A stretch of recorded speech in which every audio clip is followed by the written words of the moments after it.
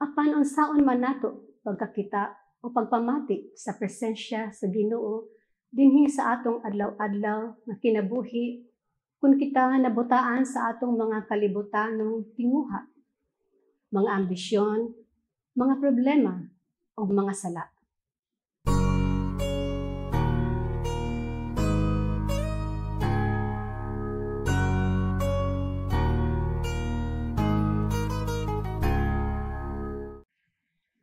Daygon si Jesus ug si Maria.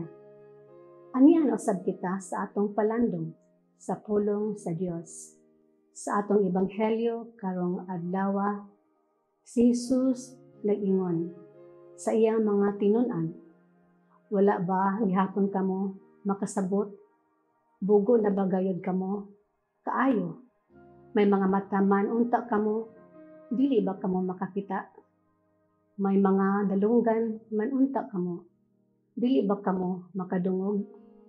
Wala ba kamo makahinumdum sa akong pagpikas-pikas sa 5 kapan alang sa 5,000 nga mga tao? Dinhi sa maong sambingay ni Jesus, atong nakita ang pagtuo adunay 3 ka aspeto: remembering, looking, and listening. Gihagit usab kita to check our focus and direction at this point in time of our life. Asa man kahata nakatutok, nagsubay pa ba kita sa atong tagsa-tagsa katawag and purpose in life?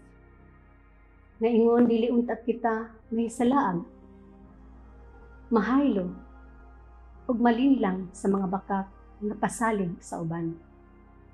Sama sa mga patubo sa mga Pariseo, kay after all, ang tanan ni ining kalibutan lumalabay lamang. Hinaot pa unta nga dili usab kita nganlan Jesus og mga bugo, mga buta o mga bungol nga dili makasabot o makakita sa kamatuoran.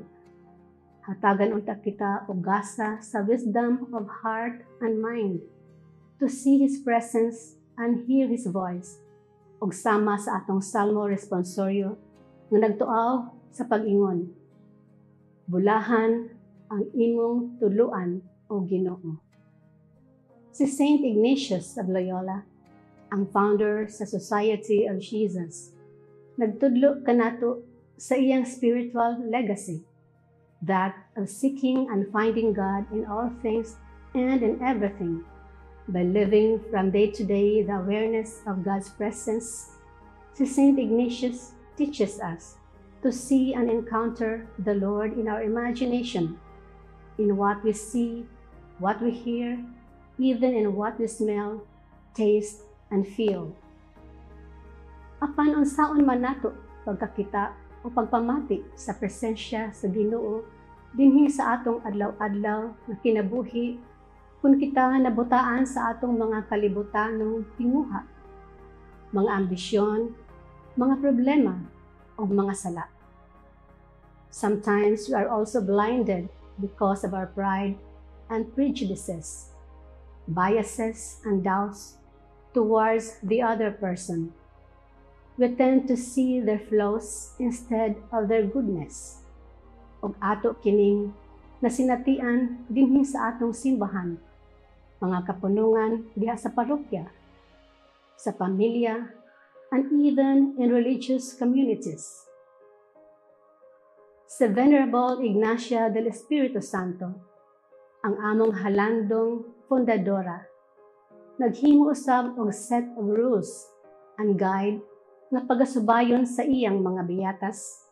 Gihinganlan kini og 1726 constitutions of the Beaterio de la Compañía de Jesus. And on the very first page and chapter, kini nagkanayon, in all places and at all times, they should live in the presence of God our Lord. Ugma, February 14, Ash Wednesday, mao ang unang adlaw sa Kwaresma. As we enter this holy season of Lent, our Mother Church invites us to remember the suffering Christ with love and gratitude, and to journey with Him in His passion, and death on the cross. Giawhag kita to nurture our interiority.